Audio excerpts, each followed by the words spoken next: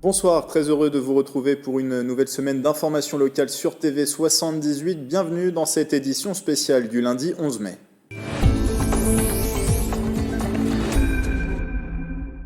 Déconfinement, jour 1. Cette nouvelle phase très progressive a débuté aujourd'hui après 2 mois passés à la maison en raison de la crise sanitaire du coronavirus. Port du masque vivement recommandé dans l'espace public. Les personnes fragiles sont invitées aussi à poursuivre le confinement, mais plus besoin dorénavant de vous munir d'une attestation pour sortir, sauf bien sûr pour les déplacements de plus de 100 km. Comment vivez-vous ce premier jour de déconfinement? Mathilde Demy et Nicolas Dandry sont allés poser la question à quelques Cinquantinois. Alors moi je suis pas du tout sortie et c'est un petit peu bizarre, j'ai l'impression qu'on se regarde tous. On a un peu peur mais après il faut sortir donc... Je suis très optimiste, voilà, je suis équipé, je suis les consignes du gouvernement. J'ai rendez-vous chez le coiffeur là dans 10 minutes, donc voilà, c'était la première chose à faire ce matin. J'ai pas peur parce que je me protège, j'essaye de respecter un peu les consignes quoi. Voilà, je me lave souvent les mains, le gel, j'ai les masques. Quand il y a trop de monde, je mets le masque, je me promène avec dans mon sac. Là maintenant on profite un peu avec les enfants de se promener un peu dans le parc en attendant qu'on reprend définitivement l'école. Pour le moment, les 2 jours là, j'ai prévu de ne pas les amener. Mais à partir de mercredi, je vais voir, probablement je vais commencer à les amener. Ce matin, certains ont repris le chemin du bureau, même si le télétravail doit être privilégié par les employeurs, a dit le gouvernement. Un peu plus de monde sur les routes et dans les transports, donc avec des mesures sanitaires mises en place, filtrage des entrées des gares, fléchage, comme vous pouvez le voir sur ces images, à Saint-Quentin-en-Yvelines. Dans les transports, 1 siège sur 2 neutralisé, port du masque obligatoire et des déplacements qui doivent se faire munis d'une attestation employeur aux heures de pointe. La reprise totale du trafic n'interviendra pas avant la fin mai. Pour ce qui concerne les lignes en service, la ligne N et le RER C fonctionnent à 50%. Et pour la ligne U, les horaires sont adaptés. Et si vous prenez le réseau des bus, sachez que 100% des lignes circulent, à l'exception de celles dédiées au transport scolaire qui se feront au cas par cas. Il faut monter par l'arrière des véhicules et la vente des tickets à bord est interdite. En ce lundi 11 mai, les commerces non essentiels, à l'exception des cafés, bars et restaurants, ont été autorisés à rouvrir, sauf pour les commerces qui sont situés dans les grands centres commerciaux. Vélizy 2, Parly 2 ou encore l'espace Saint-Quentin restent par exemple fermés encore aujourd'hui. L'une des reprises d'activité très attendues par les Français, c'est celle des coiffeurs. Après 2 mois de confinement, longueur de cheveux et épis ont pu crisper certains d'entre nous. Un protocole a été mis en place pour les nouvelles consignes de sécurité. Exemple dans un salon de coiffure à Maurepas avec Mathilde Demy et Mélanie Poquet. Est-ce que je peux la semaine plus jeune? Tiens, si tu peux te mettre sur le protecteur, s'il te plaît. Ouais. De nouveaux gestes sanitaires à adopter et shampoing obligatoire pour les clients. De nouveaux équipements à porter pour les professionnels. Dans ce salon de Maurepas, la reprise d'activité était fortement attendue. Les 4 coiffeurs étaient sur le pont dès l'ouverture. Toute la désinfection en fait. En général, on allait désinfecter l'essentiel, vraiment l'essentiel, donc les tondeuses, les sabots et autres. Mais là, voilà, on change de cap à chaque passage. Donc c'est des choses que voilà, on n'avait pas l'habitude de faire. Pour cette première heure de reprise, la clientèle est plutôt masculine et le rasage de près est de rigueur. J'en pouvais plus de ma coupe, j'avais des cheveux un peu longs, alors que d'habitude je viens toutes les 2 semaines ici.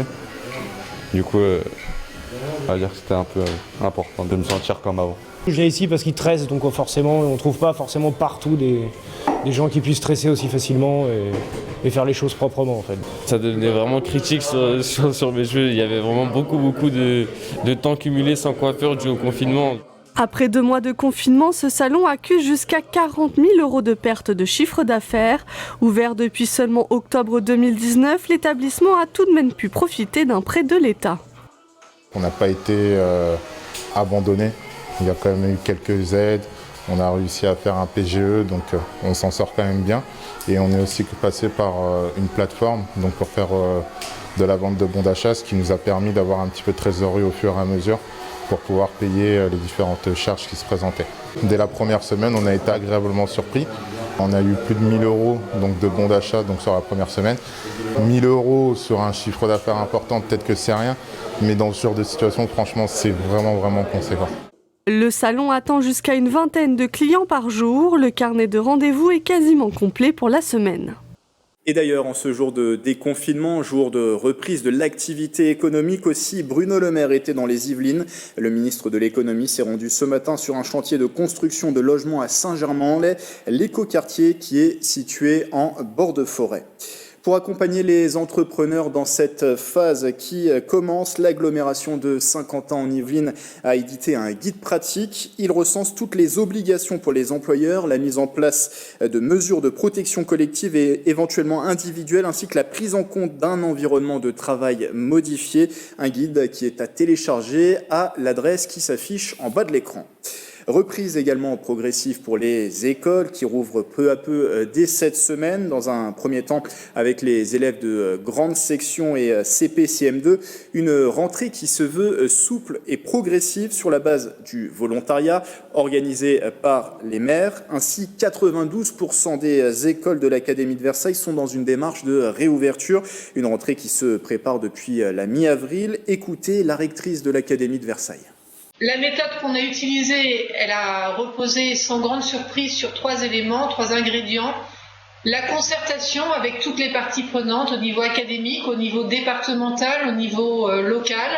La deuxième chose, c'est que, vous le savez, le déconfinement pour ce qui concerne les écoles repose sur ce cadre tout à fait indiscutable qui est le respect du cadre sanitaire. C'est la condition sine qua non de la reprise. Évidemment, on tient compte des spécificités de chacun. Ça n'est pas la même chose de faire le déconfinement dans une petite école rurale qui a 3 ou 4 classes que dans une école qui a une trentaine de classes, possiblement de beaucoup plus nombreux enseignants présents. Pour les collectivités locales, ça n'est pas la même chose, ça ne sont pas les mêmes contraintes. Le cadre est indiscutable, mais vraiment, cette concertation et l'application de ce cadre nous ont amenés à faire un travail tout en finesse avec les différents acteurs. Dans les Yvelines, plus précisément, ce sont 918 des 965 écoles du territoire qui effectueront leur entrée dès cette semaine ou dans les prochains jours, ce qui représente 217 communes yvelinoises. Un travail est mené en ce moment avec les 20 autres qui ne sont pas dans une démarche de réouverture. Antoine Destré, le directeur académique des Yvelines. Ce qui est intéressant de voir, c'est que sur les 20, vous en avez 16 qui ont 2 ou 3 classes. Donc là, on touche bien aux difficultés spécifiques de la ruralité. C'est souvent une question de personnel qui n'est pas, selon le maire, compétent pour le respect strict du protocole sanitaire. Et donc une seule commune d'importance, donc Mantes-la-Ville, qui elle n'a pas souhaité réouvrir ses écoles. Donc c'est surtout en milieu rural, ce qui m'amène à dire qu'une réflexion est engagée avec le préfet, avec le conseil départemental, avec les associations des maires avec lesquelles j'étais ce matin, pour voir si on ne pouvait pas venir en aide, en appui à ces communes, à ces 19 communes. Donc voilà, c'est la photographie du moment, mais c'est une photographie qui pourra évoluer. Une rentrée qui s'effectue de manière très progressive et avec des dispositions spécifiques à chaque commune. Coup d'œil au calendrier de cette réouverture à Saint-Quentin en Yvelines. À partir de demain, mardi 12 mai, les élèves notamment de Magny-les-Hameaux, Trappes ou encore Voisins-le-Bretonneux reprendront progressivement le chemin des bancs scolaires. Pour Elancourt, la Verrière ou encore les Claise-sous-Bois, ce sera dès le jeudi 14 mai. Et à Coignières et Montigny-le-Bretonneux, on a choisi la semaine suivante pour la rentrée. En ce qui concerne Guyancourt, vous l'avez sûrement vu sur l'animation précédente, la rentrée pour les 25 écoles de la commune, c'est à partir de demain mardi. Près d'un tiers des élèves sont attendus. Réorganisation, adaptation des enseignements aux règles sanitaires. Les enseignants préparent leur classe à la veille de cette reprise. L'exemple dans cette école de Guyancourt, c'est l'école Francine Fromont. Et cet exemple, il est dressé par Nicolas Dandry et Mathilde Demy. Je veux dégager le plus possible toute la partie côté tableau et essayer de faire un arc de cercle ou 2 arcs de cercle pour que tout le monde soit bien espacé. L'heure est à la préparation de la rentrée des classes du 12 mai 2020. À l'école maternelle Francine Fromont, 20 enfants seront accueillis sur la centaine d'inscrits. Dans cette classe de petite section de maternelle, 4 élèves seront présents demain. Chacun aura son espace avec 2 tables, un tapis et son matériel. Ils ont déjà des feutres, un cahier de dessin chacun, Ils ont ciseaux, pinceau de colle et colle. Là, il a 3 puzzles pour lui. Il y a les lettres de son prénom à reconstituer dans l'ordre. Je vais lui placer le modèle et je vais installer des livres et des jeux de construction en plus. Des masques, des lingettes, du gel hydroalcoolique, ces équipements seront fournis aux enseignants et au personnel éducatif. Marquage au sol, indication sur les murs de l'établissement, une nouvelle organisation pour respecter les règles de distanciation sociale. Les 25 écoles de la ville ont mis en place leur propre système. La décision de rouvrir les écoles a été assez évidente pour nous parce que nous avons fait aussi le constat durant ces 8 semaines de confinement maintenant qu'un certain nombre d'enfants avaient impérativement besoin de revenir à l'école. Alors on a des arrivées échelonnées le matin, par exemple sur 2 créneaux, 8h20, 8h30, 8h35, 8h45. Même chose pour les sorties parce que c'est surtout sur ces temps-là aussi qu'il faut faire attention qu'il n'y ait pas de regroupement à l'entrée des écoles. Le temps périscolaire sera aussi assuré par la commune. Les accueils de loisirs seront ouverts le mercredi, un accueil destiné aux enfants scolarisés sur la ville.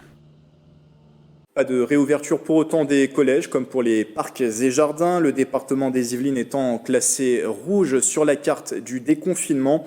Les Yvelines où 448 personnes sont décédées dans les hôpitaux des suites du Covid-19, 4 de plus depuis les dernières données que nous vous donnions jeudi soir. Le nombre d'hospitalisations et de réanimations, lui, continue de baisser. 736 patients étaient hospitalisés dans le département hier, 68 en réanimation et puis 1581 le nombre de personnes guéries du coronavirus dans le département. Parmi les victimes yvelinoises du Covid-19, on a appris ce dimanche la disparition de Jean-Marc Fresnel, 71 ans, adjoint au maire de Versailles en charge des sports et des ressources humaines depuis 2008. Hospitalisé depuis plusieurs jours, l'élu est décédé à l'hôpital de Rouen où il avait été transféré et placé en réanimation. Et Jean-Marc Fresnel, que nous avions interrogé et reçu à de nombreuses reprises sur le plateau de TV78, très engagé comme conseiller municipal, mais aussi à l'organisation de la célèbre course pédestre du Paris-Versailles. Il en était le président depuis 1989. L'Yvelinois travaillait aussi à l'accueil des Jeux Olympiques 2024 de Paris, dont Versailles est ville hôte de plusieurs épreuves. Un homme apprécié de tous, un ami, se souvient le maire de Versailles, François de Mazières, très ému après cette disparition. Écoutez. Ce qui frappait chez Jean-Marc, si vous voulez, c'était un homme extrêmement droit et extrêmement attentif aux autres. Au fond, c'était vraiment quelqu'un qui avait le sens du service public, très profondément. Et c'est un beau seulement qu'on emploie, qui peut être un peu galvaudé, mais lui, non, c'était profondément lui. Il avait commencé très tôt dans le conseil de quartier, dans les années 80. Il avait été pendant trésorier d'abord du Paris-Versailles, puis président depuis presque 30 ans, enfin depuis plus de 30 ans, même quelques mois depuis 30 ans. Et puis moi, si vous voulez, je l'avais connu Jean-Marc parce que quand j'ai créé le mois Molière, c'était très vite devenu un pilier du mois parce que c'était quelqu'un d'extrêmement curieux. Et donc, on le connaissait comme sportif, ancien pratiquant l'athlétisme à haut niveau quand il était jeune. Mais sa curiosité, elle allait dans tous les domaines. Et il a aimé beaucoup la vie culturelle. Il aimait énormément voyager avec son épouse. Donc voilà, c'était vraiment une belle personne, voilà, comme on aime rencontrer dans la vie. En signe d'hommage, François de Mazières a indiqué qu'il proposera au prochain conseil municipal de donner le nom de Jean-Marc Fresnel au centre sportif de Porchefontaine. Un recueil digital a été également ouvert pour que ceux qui le souhaitent puissent y laisser un message ou un souvenir.